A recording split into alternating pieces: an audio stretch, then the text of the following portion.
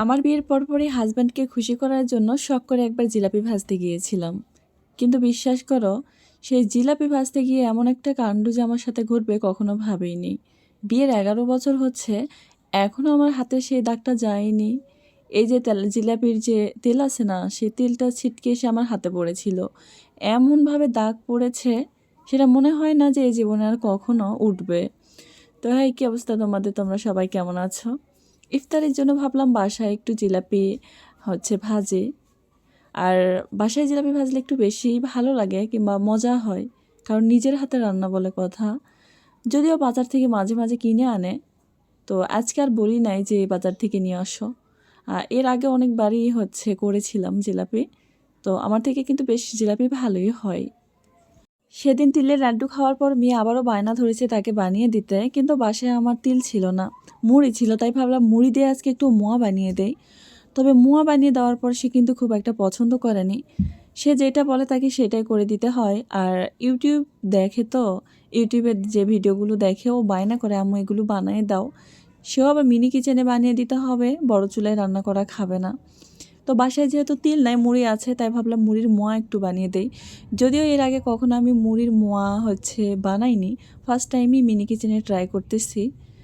আর গুড় দিয়ে হলে বেশি ভালো লাগে। আসলে চিনি ক্যারামেল তৈরি করে বানাতে গেলে একটু ঝামেলা হয়, বেশি একটু আঠালো হয়। তবে এটাকে মোয়া বানাতে গিয়ে আমার হাতে কিন্তু ফোসকা পড়ে গিয়েছে, এতটা গরম। আর এই মোয়াগুলো কিন্তু গরম অবস্থায় শেপ দিতে হয়, ঠান্ডা হয়ে গেলে এগুলো আর এরকম মানে লাড্ডু বানানো যায় না, মানে কেমন কেমন হয়। তো হাতে কিন্তু আমার খুব জ্বালা পোড়া করছিল, পরে আবার বরফ দিয়ে রেখেছি। তো তোমরা এবার বলো মোয়াগুলো কেমন হয়েছে দেখতে। রোজার প্রথম 4-5 দিন রেগুলার ভাজা পোড়া খেয়েছিলাম, এখন আর তেমন একটা খাই না। কারণ ভাজা পোড়া খেলে কিন্তু গ্যাসের সমস্যাটা বেশি দেখা দেয়। এখন এক একদিন এক এক রকম আইটেম করি। একদিন খিচুড়ি, একদিন তিহারি, একদিন বিরিয়ানি, একদিন নুডলস, আরেকদিন আবার রুটি টুটি কিংবা মিষ্টি জাতীয় কিছু জিনিস।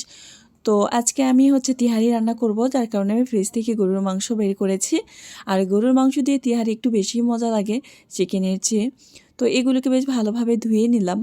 আর এদিকে চালও আমি পানি দিয়ে বেশ কিছুক্ষণ ভিজিয়ে রাখবো। আর ভিজিয়ে রাখলে হয় কি, তিহারি হোক কিংবা বিরিয়ানি হোক, এটা একটু বেশি ঝরঝরে হয়। তো এগুলোকে বেশ কয়েকবার আমি পানি দিয়ে ধুয়ে নিয়েছি। আর পানিটা দেখো বেশ চকচক করতেছে, মানে চালগুলো। আর এদিকে আমি মাংসটা রান্না করে নিয়েছি। আর এখানে ওই যে ধুয়ে রেখেছিলাম চাল, সেই চালগুলো দিয়ে দিচ্ছি। দিয়ে এগুলোকে আমি নেড়ে চেড়ে নিব। আসলে ছোট হাঁড়ি পাতিলে রান্না করা একটু কষ্ট, বিশেষ করে নাড়াচাড়া। অফ ক্যামেরায় অনেকে এগুলো পড়ে যায়, চুলা পরিষ্কার হয়, মানে অপরিষ্কার হয়। সব কিছু পরিষ্কার করার পরে আবারও ভিডিও অন করতে হয়। তো চালগুলোকে আমি মাংসের সাথে বেশ ভালোভাবে নেড়ে চেড়ে পানি দিলাম, সাথে একটু কাঁচামরিচ দিয়ে এটাকে ঢেকে দিব।